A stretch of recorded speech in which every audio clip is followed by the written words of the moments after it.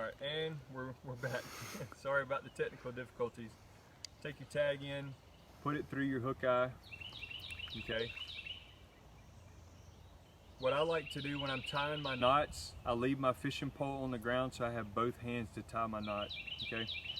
Take your tag in, you're gonna wrap it around your main line. This looks a lot different when you're actually tying it on the rod.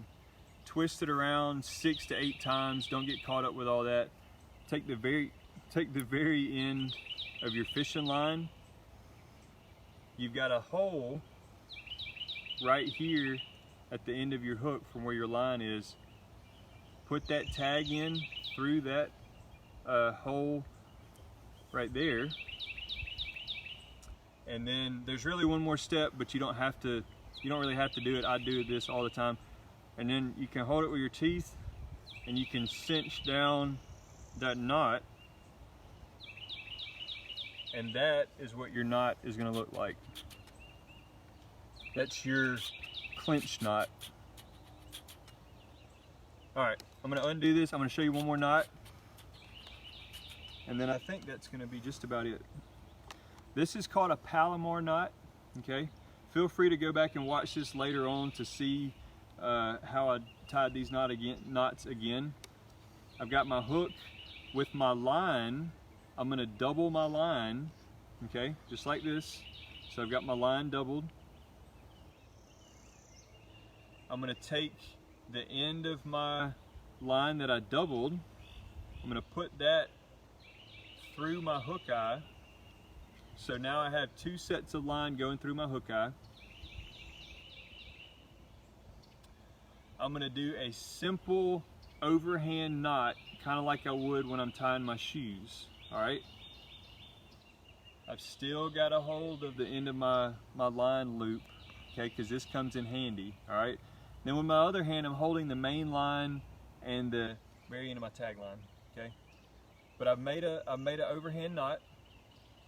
I'm going to take my loop,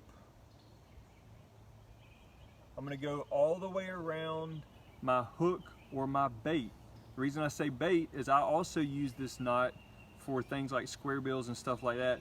When this knot is tied correctly, it's got 100% knot strength, okay? I'm not gonna get into all that, but basically that means something else will probably break before your knot will. It's a good knot to use. Take your loop, go over your hook like that. I'm gonna show you one more time. Take your loop, go over your hook, and you may have to adjust your knot a little bit, then you'll cinch your knot down. A good thing to do when you cinch your knot down, just put a little spit on it. It helps to lock the knot in place, all right? When you're tying knots on hooks, I would recommend you doing that for your kids to begin with until they get comfortable doing that. I would not recommend letting the kids tie the knot on the hooks until they're a little bit older and they're able to focus a little bit more and they've got a little more control over their hands.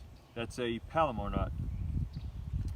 So I've showed you some things you could consider when you go fishing for the first time.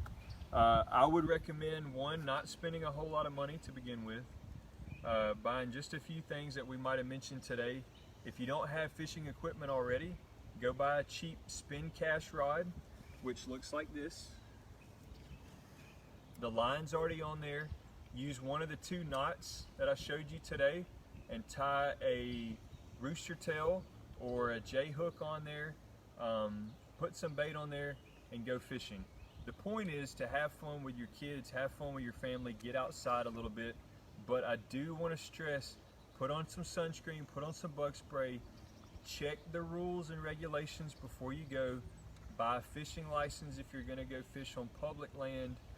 Private land, again, you do not have to worry about that. If you come fishing out here at Lanark, which hopefully you guys can all come out here and go fishing on a Saturday really soon, you do not have to have a permit to come out here and fish at Lanark. It all is catch and release though. You cannot take the fish home that we have here. If you want to take fish home, come back and visit us for our youth fishing rodeo. The kids can take up to 5 catfish home. They'll get a free t-shirt. It's a lot of fun. I hope you guys are doing well. I hope you'll come back and join us next week for our live naturalist chat. I don't know what the topic is yet, but but we hope to see you guys again soon.